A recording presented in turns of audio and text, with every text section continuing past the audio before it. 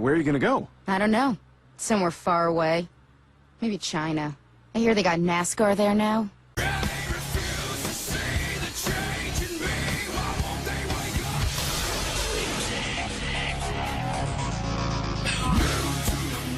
What is up, everybody? Welcome back to the episode of Inside the Lines. My name is your host, Jeff Krause, and my God, am I glad to be doing these types of videos. It's been really a long time since I've done either an Inside the Lines or a pure show. Hopefully, I can get back to the rhythm of things in the few weeks coming, or a few incoming weeks. And the reason why, I'll say it near the end of the video as to why you might see a different type or different style of videos in the next 2 weeks or so, because it's really important that I tell you guys this. It involves not only the Bristol trip, but like I said, future videos down the line on my channel. But regardless, that's for the end of the video. Let's focus on today.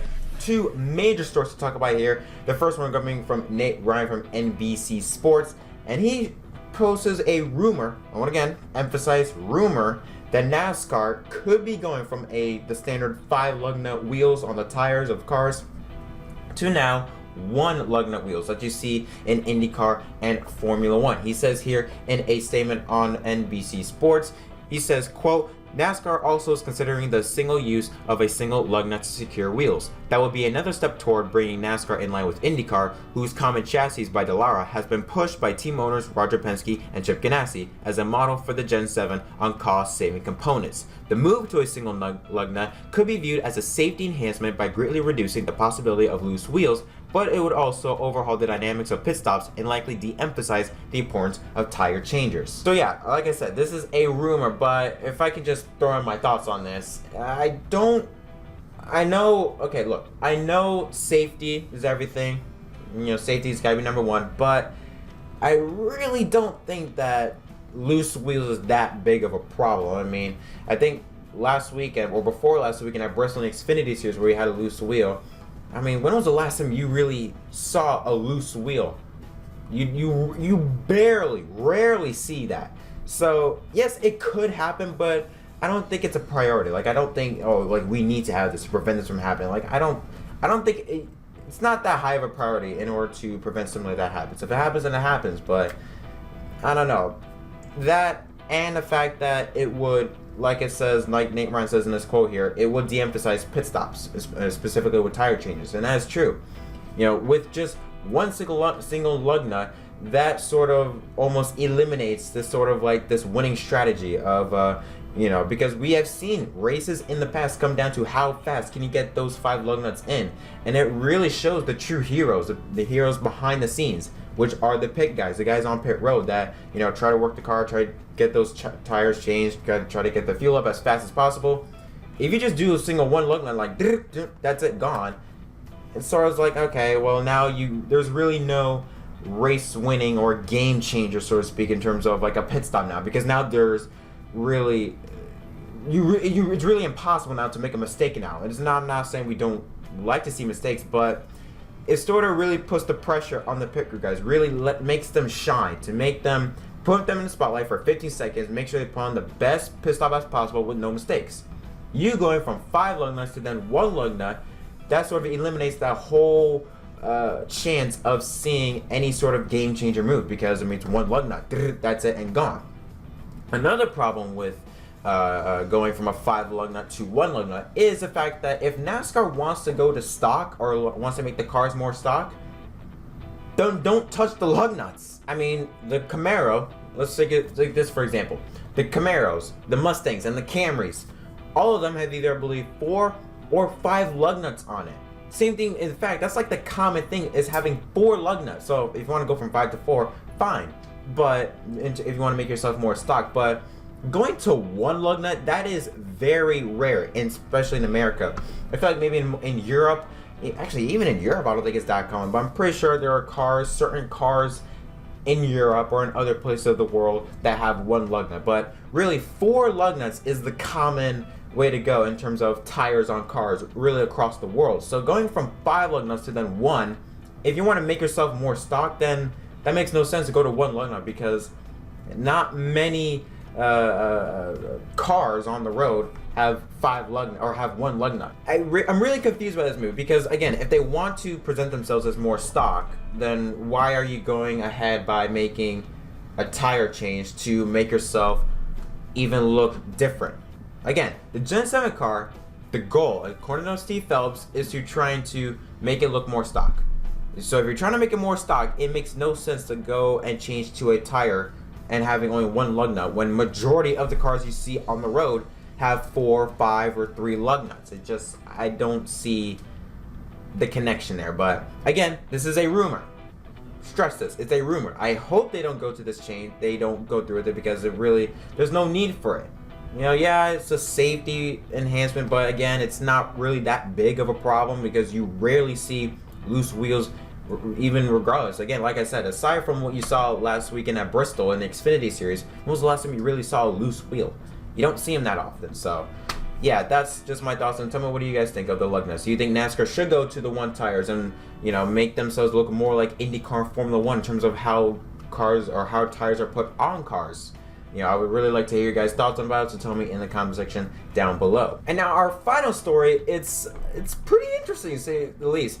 So this story comes from Norris McDonald, who works for Wheels Canada, Canadian website, and he says that NASCAR is looking to expand internationally and China is next on the list. And what I mean by like international in terms of China, I don't mean like what you saw when NASCAR in Japan did in the late 1990s where they ran 3 exhibition races. No, I mean like an Chinese series, or like for example, you have a NASCAR Canadian series, a NASCAR Pinty series, you have the NASCAR Mexico series.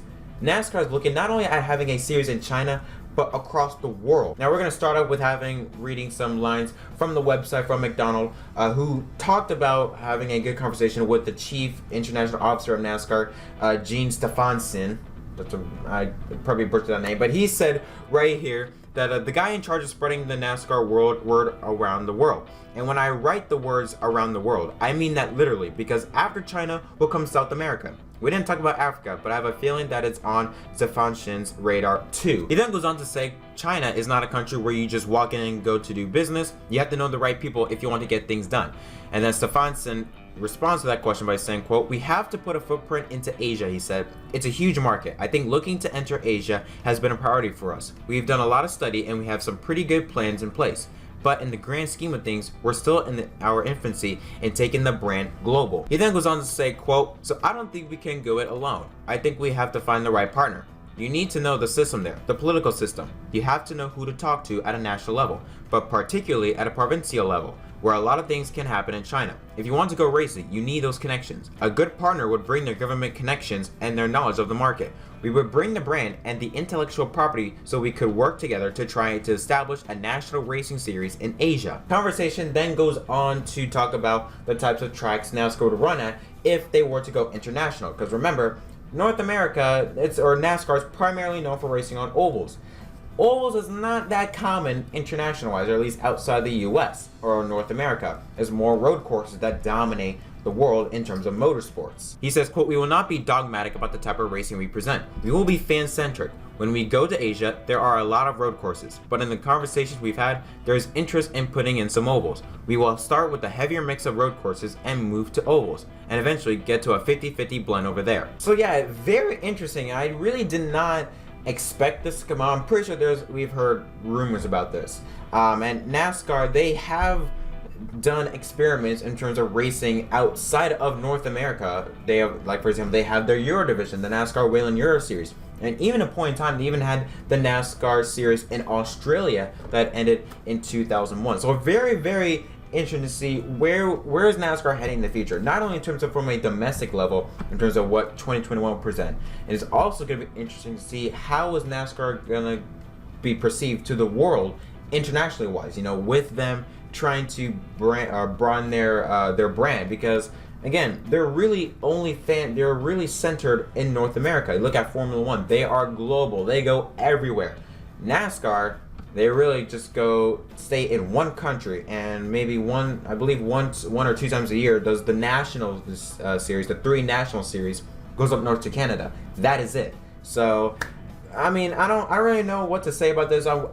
I'm intrigued by this. I'm very interested about this. I don't really have a yay or nay opinion on it, but I am, like I said, very intrigued by this story, and I'm very interested to see how NASCAR will tackle on this task of trying to broaden their brand globally in the future. But again, that's up for debate. What do you guys think about the decision? Do you think this is good what NASCAR is doing, trying to broaden their brand, trying to get more people to know about it worldwide, or do you think they should first focus on stabilizing NASCAR, trying to get it back up, and then work your way up to expand globally? Tell me what you guys think in the comment section down below. I would love to hear your thoughts on it.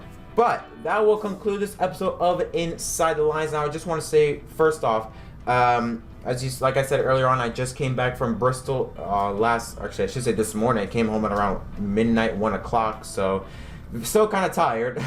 But I will try to have the Bristol trip maybe in a week or so. I filmed a lot of stuff there, and I really filmed my whole journey, not just the race. I filmed literally from the time I landed in Bristol on Thursday to when I left and landed on Monday. That's really what I want to do, not just what I've seen other people do, just focus on the race. I want to focus on the whole journey, and hopefully I'll have that up soon. Now, I want to introduce something new, because in a week or so I have to get ready to pack because I'm moving houses. So yeah, you're not gonna see this will be all gone. That Daytona 500 flag, that's been gone, because yes, we are in the process of moving, and we should be out at the end of this week. So you're not going to see like a pre-race show, you're not going to see any of these types of videos. So I am presenting a new, more shorter, quicker way for me to give you guys my videos, and it's called 2-Minute Roundup. And I swear to God, if I hear people say, it's just a copy of Danny B Talks, I swear to God, I will game end you. Anyways, 2-Minute Roundup is basically everything that you need to know in 120 seconds or less, and that even will include the pre-race show. I'll try to jump it up to 2 minutes. Not only would I do this on YouTube, but I'm also going to do this on Instagram TV. I want to sort of, how ironic, broaden my videos, broaden my brand. So yeah, I will do this on YouTube, and I'll try and experiment it on Instagram TV. Just like quick little updates on everything that you need to know in the world of NASCAR. Hopefully I can get that out soon, hopefully next week, or at least by Friday or Saturday, as we hype up for the Darlington throwback race later this Sunday. But again, that's just for a later time. Happy to be back. Thank you so much for tuning in. Don't forget to leave a like and subscribe for more content. But until next time, my name is Jack Ross from NASCAR on MDK. And I'll see you guys in the next video.